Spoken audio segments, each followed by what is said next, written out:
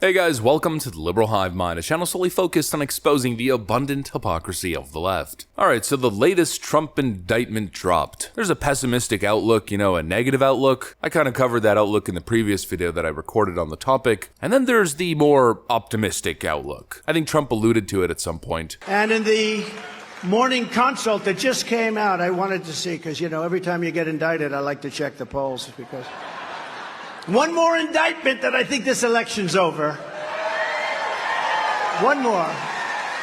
Trump famously said that a couple weeks ago, expecting to be indicted for the fourth time, this time out of the state of Georgia. So far, he's been indicted in New York on a supposed federal election crime, which even the FEC said he didn't do, and which the Manhattan district attorney has no legal authority to even be pursuing or enforcing. Then he got charged on the Mar-a-Lago case over the possession and retention of his own presidential documents, whether classified or not. Then, of course, on the January 6th insurrection, which he supposedly led, even though he literally told people to be peaceful and go home. And now he's being charged over tweeting, watching TV, and calling a meeting. Every single case has no merit. The charges are completely absurd. And while it may set dangerous precedent, it might also backfire, and backfire hard. Now that's the legendary scenario that I'd love to cover today. Let's first start off with the Trump mugshot, which has now been confirmed. It's happening. Trust me when I tell you we'll be putting that on a t-shirt. Let's talk about these bogus indictments and what they could possibly mean. If Donald Trump and Alan Dershowitz are correct, we've got some stuff to get into, so let's roll the tape. Alright folks, so let's first start off with official confirmation. Here's the Fulton County Sheriff telling us there will in fact be a mugshot.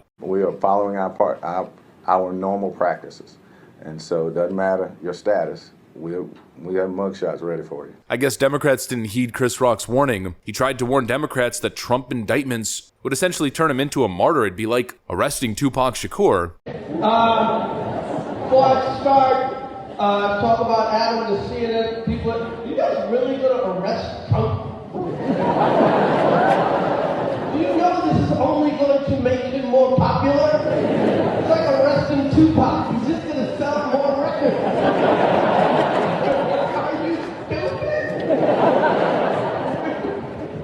And I think there's something to it. Let me provide visual. Let's use AI to generate a Trump mugshot. Something to this effect is going to be the most widely circulated photo of the next 2 years. You're going to see it absolutely everywhere. They're going to turn him into a legendary figure. And I think once the concepts start to really settle in, once people start to realize how fundamentally unserious all this nonsense is, when Fani Willis, the DA in the Georgia case, is cracking up jokes during her indictment announcement.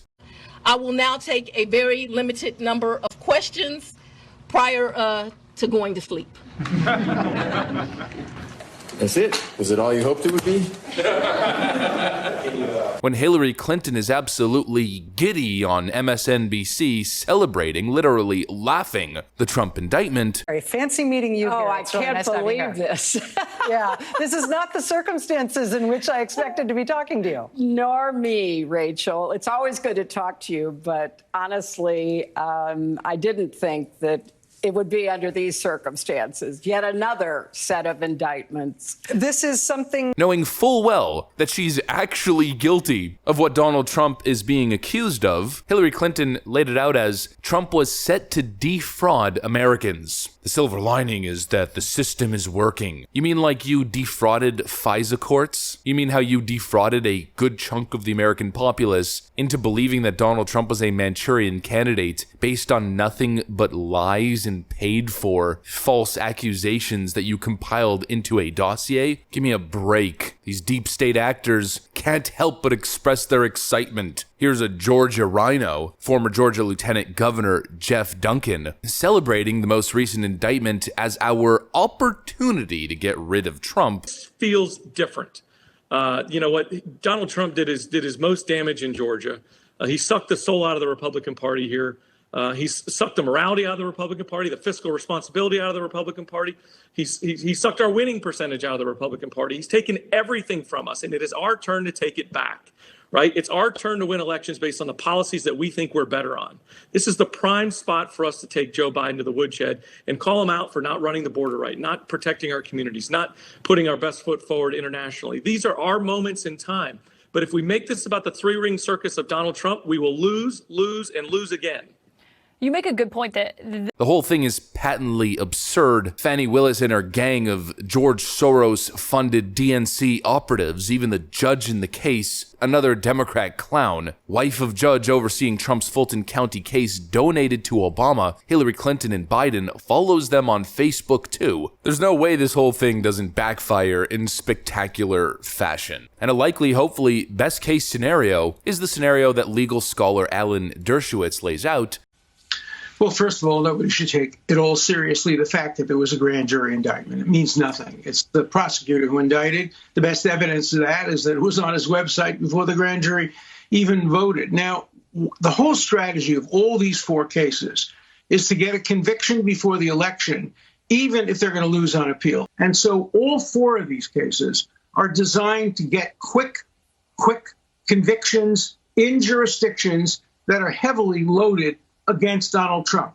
And these prosecutors don't care as much as prosecutors generally do about having the convictions reversed on appeal, because that will happen after the election, which only goes to prove what I've been arguing now for months. If you're going after the man who's running against your incumbent president, you would darn well better have the strongest case possible. And these are among the four, at least three of them, three weakest cases I've ever seen against any candidate. We don't know about the fourth, but it seems like it's very much like the D.C. case. And if you're going after the man running for president against your person, you have to have the strongest case. Otherwise, it becomes a banana republic. Anybody can prosecute anybody.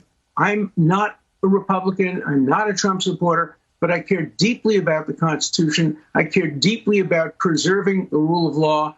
And we're seeing it being frittered away for partisan political purposes. He claims Fani Willis's indictment shouldn't be taken seriously by anybody, and claims that the whole strategy of these four cases is to get a conviction before the election, even if they're going to lose on appeal. It's likely that many of these cases are going to fall flat, and in the end, Donald Trump, once again, in front of everyone, is going to be totally exonerated. Anything else would be a total injustice, and would very likely lead to all-out chaos, and I just have to believe that eventually basic logic and ethics is going to prevail here. The likelihood is that these cases are going to fail, or that they're going to secure these charges, but they'll immediately be tossed out on appeal, and people will very simply realize that the whole thing was one big sham, a big scam, with an explicit intent on interfering in the 2024 election. This whole thing is likely to create a grassroots swell the likes of which has never been seen before. And honestly, at this point, I'm convinced that even if Donald Trump is successfully charged, if they end up putting him in prison, there's an actual likelihood that he gets elected while not even technically being a free man. I simply can't see it any other way. A Trump mugshot's going to be incredibly powerful. The cases themselves playing out in court, it's going to be a complete S-show, if you know what I mean. People are going to realize how laughable these charges are. Hillary Clinton and the rest of them are going to continue looking like evil goons celebrating the fall of democracy on their media tours. There is no way these corrupt lunatics end up with a W. I simply cannot and will not. I refuse to believe it. Anyways, that's pretty much what I got for you guys. Hopefully you enjoyed it. If you did, make sure to leave a like and possibly subscribe to the channel. You know that we'd love to have you here. Thanks for watching, and I'll see you on the next one.